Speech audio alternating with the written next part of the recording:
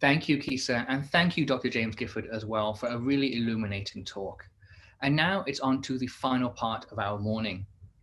This January will mark 20 years since Jimmy Wales launched Wikipedia on a mission to democratize access to knowledge.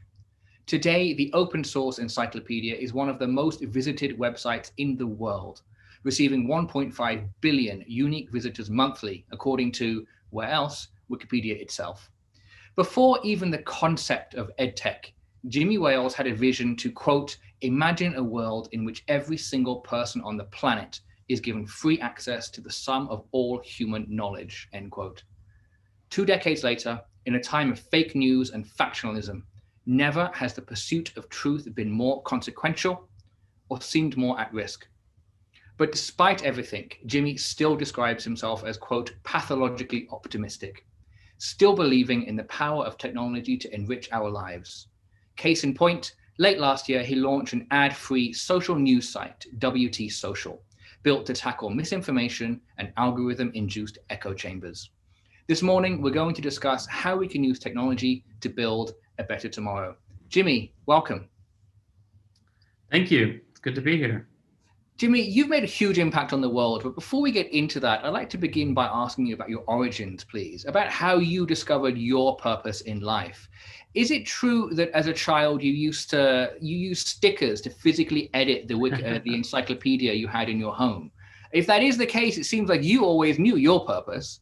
So I want to know, how did you find your direction in life? And for those watching who want to change the world but don't know which path to take, what would your advice be?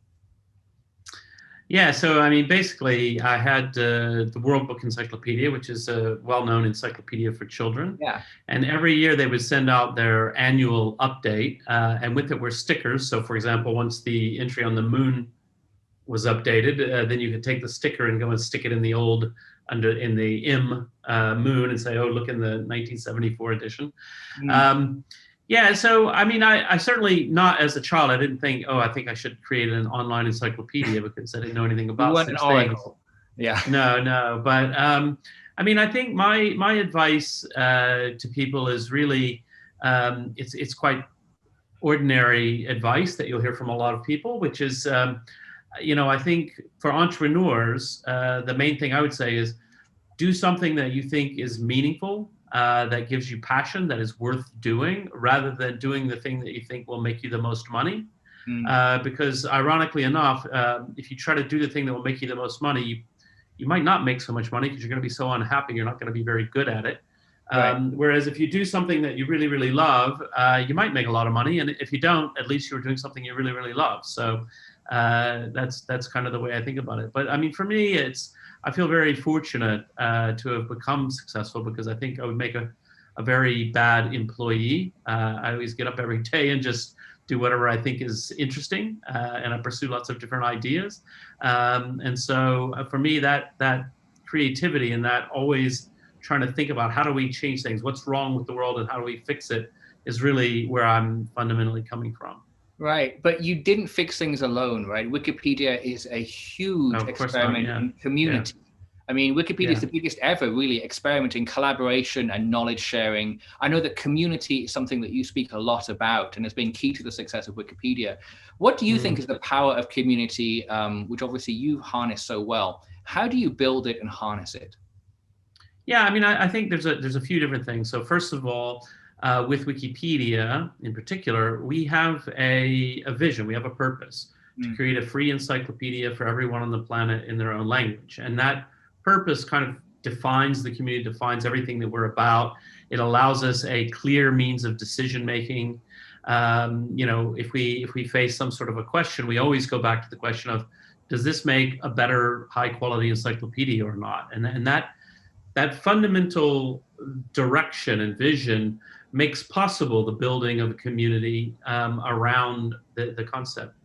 The other thing that I would say is, like, to lead a community, you have to follow the community. Right. You really have to say, look, we're all doing this together. I mean, one of the fantastic things about a volunteer community is I can't tell anyone what to do, right? People do what they want to do. At the same time, we can talk and persuade, and we can persuade each other, and we can think about how can we do things better, how can we make this a better thing, and in the end that works. And I actually think there are lessons there for all kinds of organizations. I mean, a lot of times people think, well, yes, of course, with the volunteer community, you can't just tell people what to do. The truth is, in a normal organization where you pay people salaries, you can't just tell them what to do. I mean, if they think you're mean or you're an idiot or whatever, they may do what you say, but in a very grudging way until they can find another job. You really have to bring people along. And it's not about, incentivizing with money, although in many fields that's a perfectly valid thing to do. But it's really about saying, this is meaningful, because I think almost everyone in their life, they want to be doing something that's meaningful. So it's about vision, but it's also about listening to your community, which I think is really important. So that's something you've obviously always done. Listen to the community to try and, make the best decision for making the most positive impact that you can. I mean, based on the conversation that we've had before and some of your public comments as well in the past, I get the impression that you feel an obligation almost sometimes to go against the grain, to be something that other internet figures are not, to build products that are different, even deliberately antithetical sometimes to everything else that's out there. A lone wolf, if you will. Is that a fair assessment of you? You're often described as the good guy of tech. Do you feel that the weight of that responsibility? Well, I mean, so first of all, I don't think of myself as a lone wolf at all. I mean, I work with a community of people, and I don't necessarily feel a need to be out of step or contrary to what's going on in tech, even though I often am. Right. It's more that I just don't really care what other people are doing. I just try to do what I think is interesting, and so I don't want to copy what other people are doing, but I also don't want to avoid copying if what they're doing makes sense. Right. And I do think it's sort of that internal thing. But yeah, of course, there is a certain weight with Wikipedia, with W.T.social, all of these things. I mean, let me give you a small example. During the height of the cryptocurrency boom, which is still going on, but I think the mania has passed a little bit. Oh. Several people would come to me, they would pose an idea, and I'd say, well, look, I'm very interested. I think the technology is quite interesting. Tell me about your idea. And I would say, I see this problem, I see that problem. I'm not convinced. And then more than one person pitching to me said, but Jimmy, don't you realize with your reputation, you could raise tens of millions in an ICO or something. Right. And I was like, yeah, but like I'm at a point in my career where I don't need a footnote at the end of my career, and then he fleeced people out of $60 million. Like, what's the point of that, right? That's not interesting to me. And so there is that sort of weight that I think is good for me. It sort of keeps me on the straight and narrow to say, yeah, if I'm doing something, then people expect a certain kind of level of transparency, a certain level of respect, like all of the things. So W.T. Social, I mean, we heard earlier from Chris Wiley, who has been a big influence on my thinking, and his work and the work of the people who are talking about the problems of big data and technology. So I mean, we basically have virtually no algorithms. Everything in the community is optimized to bring you content selected by the best members of the community. Right. It's a completely different approach, and also we're possibly to our detriment. We're not using algorithms to optimize addiction on the platform. So in general, design patterns that Christopher was talking about. Yeah. I don't even know. I'd be very bad at doing those anyway. So, but so what does that mean? It means on our platform, probably the number of minutes of use per user is lower, et cetera, et cetera. Right. But I don't really care about that. I care that at the end of the day, people say, okay, I went there and I found something meaningful. So it's meaningful enough to me that I'm willing to come back another time. I think that's a really, really core question that you raised, right? It's the balance of purpose and profit. It's an issue that a lot of people in our Gen.T community face as well. You famously established a foundation in 2003 and donated Wikipedia to that nonprofit, despite Wikipedia's valuation at the time of an estimated $3 billion US. You drew your line in the sand very early on. Can you share some experiences or advice with other young entrepreneurs who want to do good, but also make a good living? I mean, first, I think that's what you just said makes me sound I mean, something slightly different than I am. I think if somebody had said to me when I put Wikipedia into the nonprofit structure, well, hold on a second, before you do that, here's a check for $3 billion. I'd probably be on an island right now. I'm not sort of a crazy anti-money person or anything like that. At the time, Wikipedia, like we were in the depths of the dot-com crash. There was no obvious business model for Wikipedia. I don't regret it at all. I thought it was a fantastic concept, and obviously it's worked out very well. But it wasn't like I was sitting on top of billions and just gave it away, because I like. But in some ways as well, if you hadn't done that, maybe Wikipedia wouldn't be the success of course. Today. That's right. Yeah, I mean, it's very complicated. So here's what I think. I think when we think about the tension that you sometimes see between making profits and doing the ethical thing, I think when we see that, it isn't about for-profit versus non-profit in my mind. It's about rethinking your business model. What is it about your business model that's pushing you to do something that you're not comfortable with?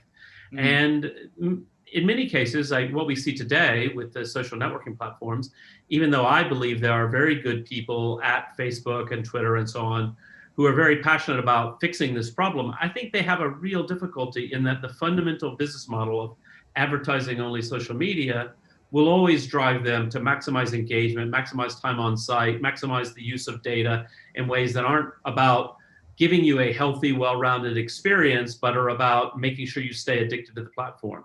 Yeah. And I think that is very problematic. Just to switch to an area where we clearly see this is the advertising only business model for journalism leads to clickbait headlines, leads to very cheap, low quality content that gets a lot of eyeballs because it's got a catchy thing, it's outrageous or whatever, versus what we're beginning to see the resurgence of, which is paid content, subscriptions, people paying to view things, where the business model is actually completely different. The business model is to say, it isn't that, that I need you to read as many pages as possible on my website today. It's like, I need you to read one thing on the website today that makes you think, I'm really glad I paid for this.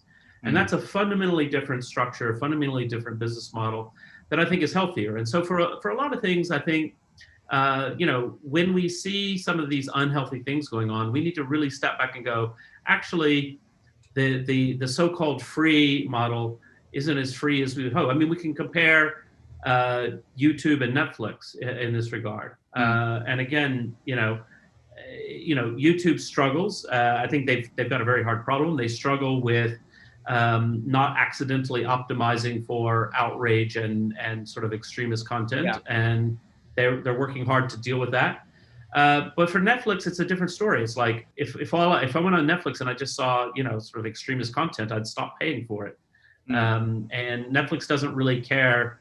Netflix ultimately, I mean, I'm sure they pay attention to metrics like how many minutes a month am I watching Netflix, but that's not the fundamental goal. The fundamental goal is to keep me paying for Netflix, right?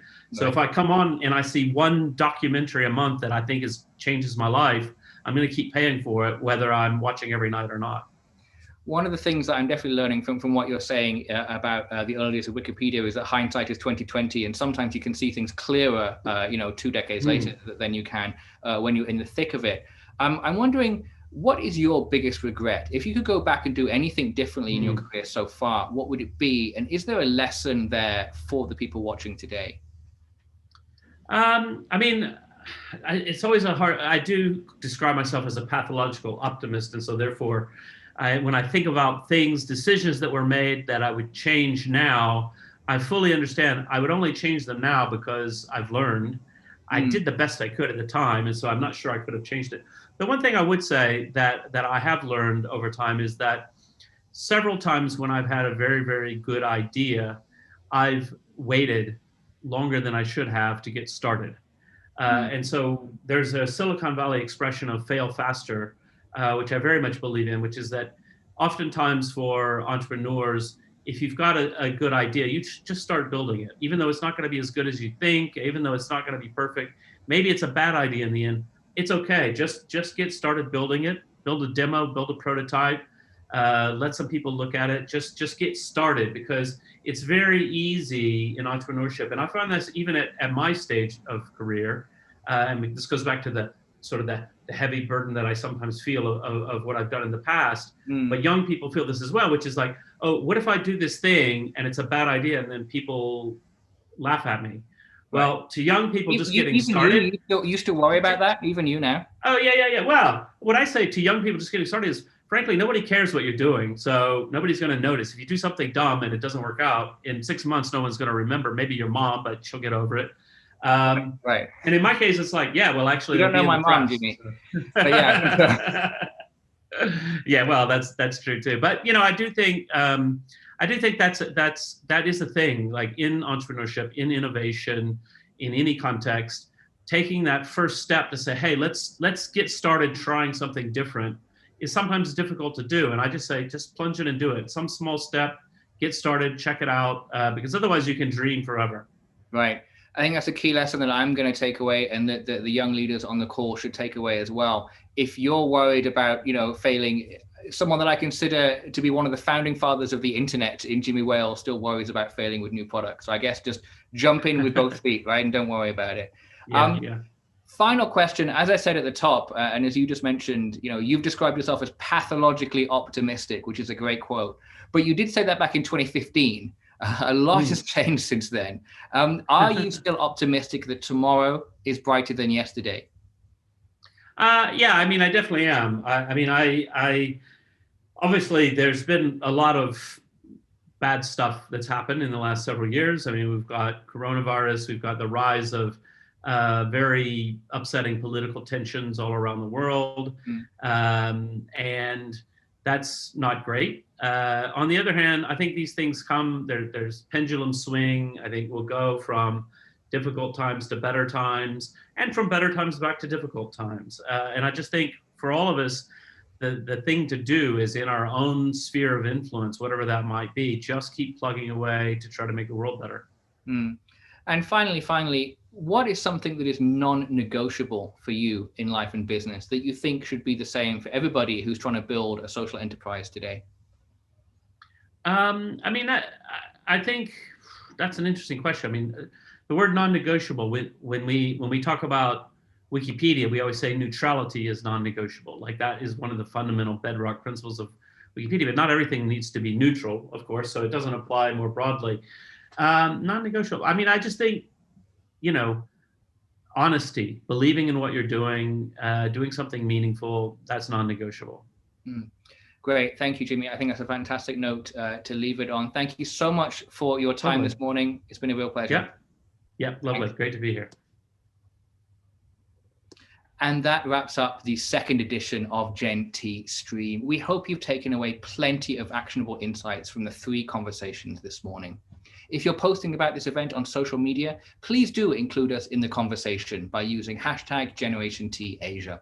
You can also mention us. We're at @GenerationT_Asia on Instagram. If you're one of the select few participating in the round tables with our speakers, in a moment, please click the link that was emailed to you so we can begin our closed door conversations with both Christopher and Jimmy.